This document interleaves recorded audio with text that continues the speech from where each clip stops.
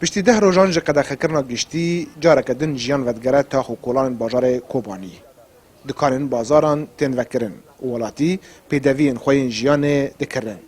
Welatî diyar dikin ku 10 roj ji bo wan pir zehmet bû û wan bi dijwarî jiyan dikirin.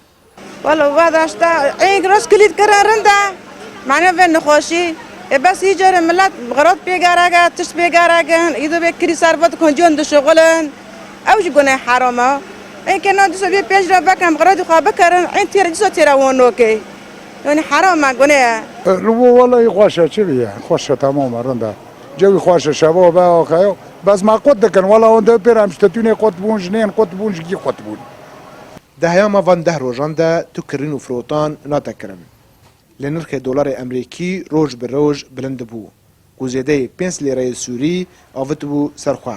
Ew yek jî barê welatiyan giran dike.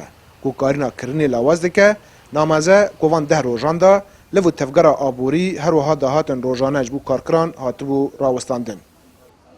والله ملت هني كاتا زحمتي بس هات نو زحمة بس تش بهابية وجدان نماية تش بر بهابية أول شيء غريب ما بصير حزوري كري نه كرينا تشتك وغرودي بهو دولوري بهو نا نظام بهوانا بيزام بهوانا تفخزوني يعني ليه وام بيجم يخوا كريه كيف كمان نا سجيه وان تمام دولار بهو بي مشكلة نا إنه عم بيجي على عم سجيه وان كان ورقة 5 roja din li pêş xelkê herîma Kobanî bi giştî heye ku ji bo 10 rojên din pêdeviyên xwe peyda bikin.